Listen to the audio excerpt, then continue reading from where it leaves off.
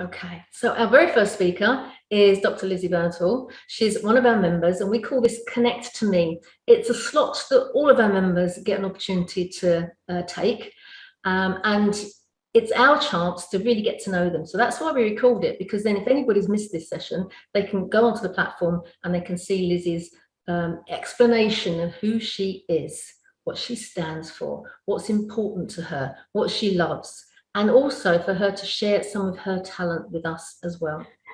So I'm going to stop sharing my screen because she will probably want to share hers. Okay. Hi, everyone. There you go. Go for it, Lizzy. Thank you. Yeah. Hi. So thank you so much, Jill, for having me here. And I'm really excited. And right, having had the calmness of James, I'd like us all to stand up and get some energy. So if you can stand up, doesn't matter if your head disappears. And I want you to move around just a little bit. And just imagine you're Superman, Superwoman, just like standing tall, because that's how you become awesome. Okay? And now you can sit down.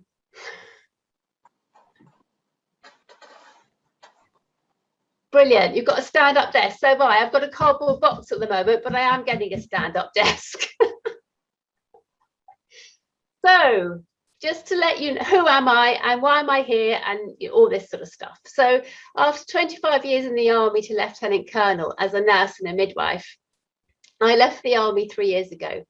And I'm on a mission to get rid of toxic leadership, not through getting rid of toxic leaders, although that's what we want to do, but by empowering leaders to be the best version of themselves, to be enlightened, confident, and absolutely find their voice so they can soar. And in doing so, they can help their team soar. So there's no place for toxic leadership. And also, as part of that, have their vision and their purpose. And I also help leaders do the same and businesses do the same, so that businesses are all values driven. So I'm just going to share my screen a minute. I've only got a couple of slides, so don't worry, I'm not going to give you a whole auto tribe. So can you see that? Yep. Yep, brilliant. Okay. So the reason I got you to do that jigging and moving about is this research has stated that Harvard did some research which said that actually they had two groups of people. One group were put confidence, empowered, those sort of positions, and the other group was all crunched up. Because when we're in fear, we tend to all curl up in a ball. Now, it could be sitting on our desk, wherever it is. So in 2 minutes, the group that were like confident, empowered, they were all, their stress hormones went down by 20% and their feel-good hormones went up by 20%. And that is the opposite in the group that was all stressed. So it just highlights that just how we hold our bodies has a massive impact on our confidence. So that is tip one. You actually, how you hold your body does impact on how confident you feel and how confident you are. So I'm just going to share some tips here that I have learned in my journey about confidence and how you can be the best version of yourself. So where did it start? Well, it actually didn't. Obviously, it started way before this particular moment. So if I take you back to April 2015, I was working as a researcher. I'd set up an academic department, the first academic department for nursing in defence. I was still serving, and I had a tricky boss. The tricky boss, often I felt undermined, and I didn't realise at the time that I was really playing small because I was too scared to play big because I felt I was just going to be crushed down. However, outside work, when I was elsewhere, I was global head of nursing. I was speaking around the world, empowering people with my talk, my presentations, and actually was living the best life when I was out of the office. But this is where the tall and the small kind of came in. I'd been working on a research project for 2 months. The night before our monthly meeting, which I used to absolutely dread because I never wanted to speak up, he sent out an email, which I found out, which had completely undermined all the work I've been doing for the last 2 months. I'm not normally an angry person, but that got me, absolutely got me. So I decided that I was going to say something at the meeting. I told my colleagues that I was going to say something, but when he started speaking at the meeting, I just lost it. And I stood up and I said, enough is enough. No more. I've had enough. And everybody looked at me because that was not my normal behaviour. And I very confidently and calmly explained why I was angry. That was a defining moment for me, because that's the first time I had really stood tall. Everybody around the table looked at their papers. All those people that were there to support me just vanished, which made me even more, I had to find their voice, because if they weren't prepared to speak for them, I had to speak for them. And at that point, I decided no more toxic leadership. I was on a mission. And then I knew I was leaving the army, and then I decided to set up my business. But if I take you back where it all started, I was born at 28 weeks. Now, I don't know if you can see that. That is my little cardigan that my mother gave me when I went home from hospital. And I decided, although obviously I didn't realise I decided, at that point I had a 5% chance of survival. I didn't think of statistics. I was going to survive. And I'm convinced that that was my determination to succeed from that moment on, no matter what was thrown at me, whatever situation I was in. So as leaders, we all have choices. And the next choice I'd like to talk about is when I went to Afghanistan in 2012. Now, when I went to Afghanistan, I knew I had to go. I had a team to lead. I was going out, I was responsible for the healthcare of 6,000 military personnel as part of head of a team for clinical and safety effectiveness. If I didn't go, somebody else would have to go in my place. And I went. And I was standing on the tarmac thinking, am I irresponsible mother? But I knew I had to go. Now, where that came in, on that plane, as we got on that tarmac and got on the plane, I was aware that out of the 300 on that plane, 50 would not be returning. And of the remaining of those of us left on the plane, another 50 would come back so severely injured their life was changed forever. But I knew that wasn't going to be me, because I had a job to do. I was in charge of health. But as we were coming to land, we had to put our body armor on, we had to put our helmets on, the plane went pitch black. And at that point, I knew what courage was. Not courage for us on the plane, but the courage of the pilot that had to fly in and fly out of Afghanistan 10 times a week, not knowing if it was his last. So what if you are doing as leaders to show courage? Because I guarantee you're showing courage every single day, particularly during this pandemic, where you've suddenly moved your business online, you're saying hello to people, how are you, when you don't know what the outcome is. So another event which really taught me compassion and collaboration. Before I joined the army, I had another life-threatening experience. I was in an avalanche. And I was covering healthcare, and I prepared as much as I could, but I have to say, avalanche was not on my list.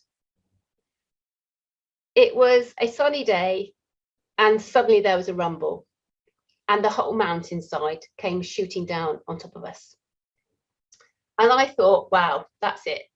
And ironically, I wasn't scared at all. I was just annoyed that I thought my parents might not see my photographs. Anyway, I shouted out people's names and they all replied.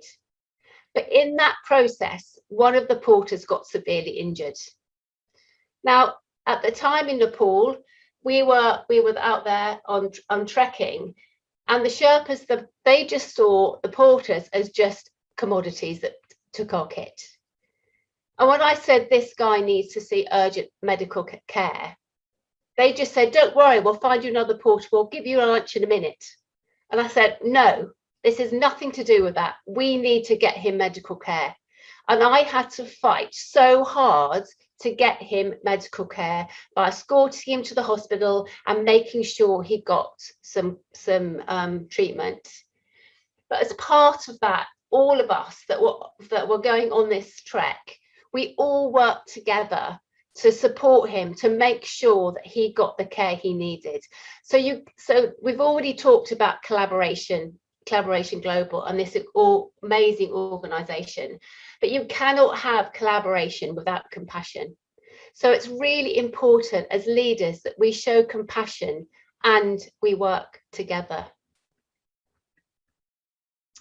The other thing I've learned is creating opportunities.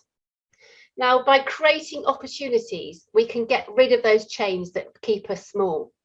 Now, I've had some great opportunities in my life, and I always had this philosophy that if you haven't got an opportunity there, then you create it. Now, I was awarded a PhD. Now, at the time, no nurses were doing PhDs in the army or defence, only the doctors, and I felt that was totally wrong. So I put up a case to do a PhD.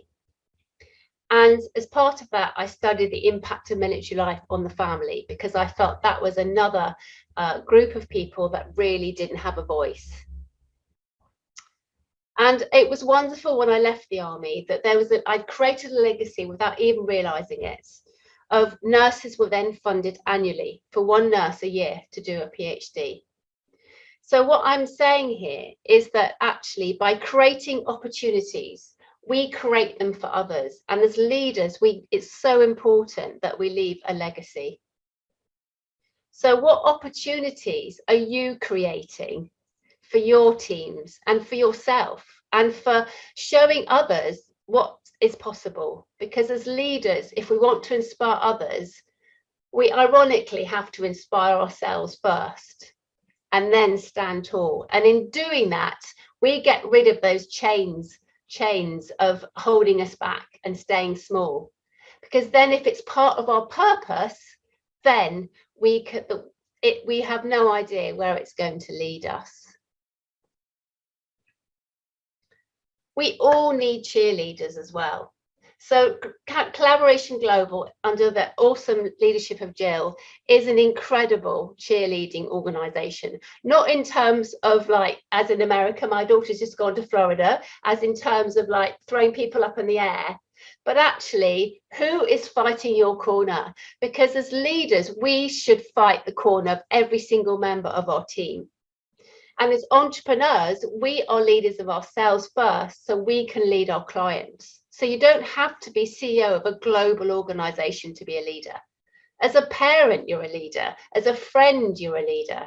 So who are you supporting, but also who can you go to in order to get that support when you're having those low moments? So have a think about who your cheerleaders are. Who would you like them to be? Because this is a fantastic organization whereby if you haven't got a cheerleader, I guarantee you'll have a huge number of cheerleaders in this group. So it's really important that we celebrate. So what are you doing today that actually has really something to celebrate? Because over the last 18 months, it's been a real rough ride for so many of us. And it doesn't have to be that you've had, you know, really hope that you haven't had anybody seriously sick or you've had to suffer too many bereavements over the last 18 months. But you don't have to celebrate. You don't have to have experienced something really bad and actually celebrate, even if it's like somebody made you a cup of coffee. Having gratitude sets you up in that higher vibration. And in order to be a leader, it's really important that we notice the energy that we're portraying. And even if we're having those down moments, and we all have those down moments, that's the time to get our body moving and actually get going to up our energy. So have a think about what little thing today, and I'd love you to put it in the chat, what little thing today are you celebrating that you might not have thought about before? It could be that you cleared your inbox. It could be that you didn't get soaked when you went to work, if you're going to work. Something really simple that you would not have actually thought of before. But also have a think about what you're doing today that's going to have an impact on next week and next month. So as leaders, this is just a very small tip of a very small number of tips to share about leadership in my eyes. But to summarize, we always have a choice. Even if you don't see it as a choice, you have a choice. You all have more courage, I guarantee, than you've ever thought you do. You don't have to have courage as in going to Afghanistan. You can have courage in every minute of every day. Compassion, believing in others more than you believe in yourself, but actually that self-care for yourself as well, of not being judgment, criticism or comparison of yourself or others. Creating those opportunities, being your own cheerleader, and just celebrate. And obviously, you know, this is the way that you can look forward with excitement and just do what it takes. So there you go.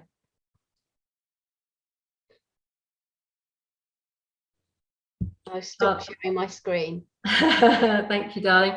That was amazing. Let me just take the view. And I know that Jill wanted some time for questions, which is why I made it a little bit shorter, or sort of like time to summarise. So hang on, let's go back to gallery so we can see everybody. First of all, let's just give a little round of applause. Jazz hand if you want to. But yeah, that was amazing. You've got all the C's in there. Did you do that? Oh yeah, I forgot the other thing. I meant to say when I went to celebrate, you know, these are my medals. But what medals have you got? Yeah. Well, me personally, nothing as wonderful as that. I've got a 25-yard certificate for swimming.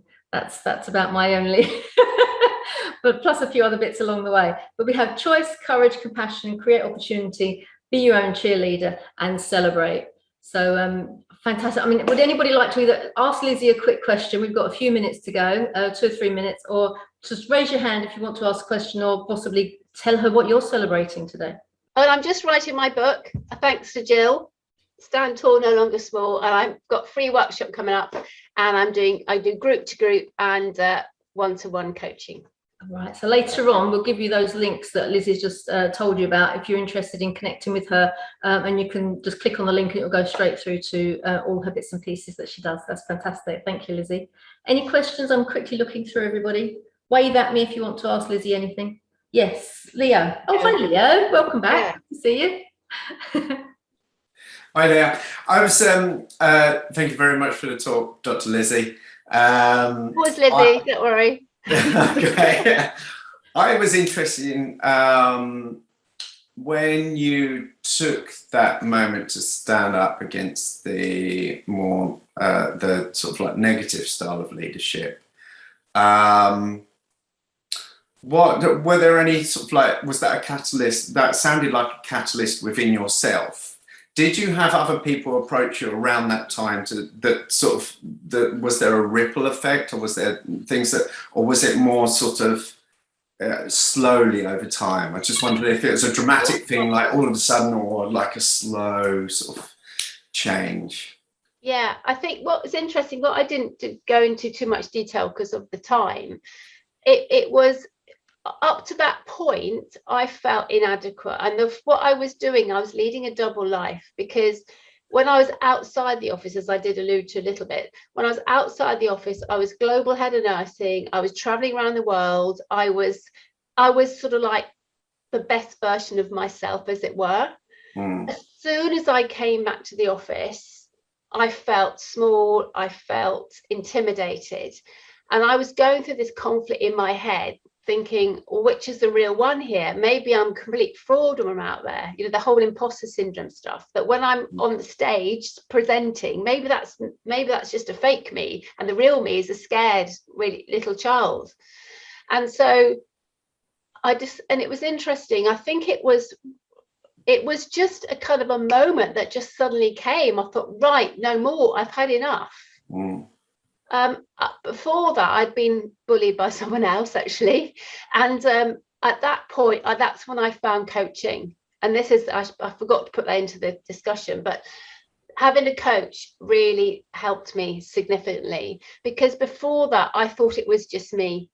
And then once I had some coaching, I acknowledged that actually that wasn't necessarily me, it was actually him. And so once I'd had the coaching to realize that I almost felt a sort of a duty for other people to stand tall so that actually they didn't have to go through what I'd been through. So it was, but the defining moment was when I felt completely undermined. All my work that I've been working 50 days to do at his request was for nothing overnight.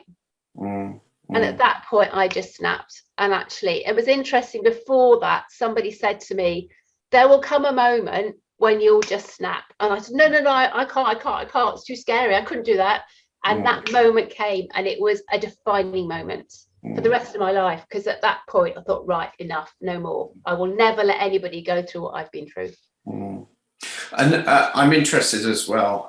I'm sort of in my head, I'm making the generalization that the office was a more patriarchal, misogynistic environment. There was something there that was intimidating you, that made you, switch that personality. So you were a different you, where you were sort of like coping with the other situation, which we all do as human beings, I think. Anyway, we all adapt to situations, and we can sort of like be a little bit chameleon to fit in with different situations. Is that generalization that is going on in my head? Is that true? Yeah, I mean, that absolutely was true. Yeah, I mean, I had an amazing career. So this is just a couple of individuals. So please don't think that disparages the army per se. Sure. But yes, it was absolutely a male-dominated society. While I'm 100% woman, it was a 10% woman environment. So, generally I had chaired meetings as the only woman and be asked, where's the coffee? And assuming that I was there to take the minutes. But that was, again, far between. But yes, it was a certain culture, which I wasn't even aware of. I just felt that's how it was. I've been in the army for 25 years. So that's the culture I'd accepted was culture. And it wasn't until I had that awareness how wrong this was, and there's a different way. And I had one boss who was just extraordinary and showed me what leadership really was. What's interesting with that, Lizzy, as well, Leo, a great question, Leo, by the way, but a lot of women will be nodding, going, yeah, I've been in that environment. And a lot of guys will be totally oblivious to, like, oh, that sounds really horrible.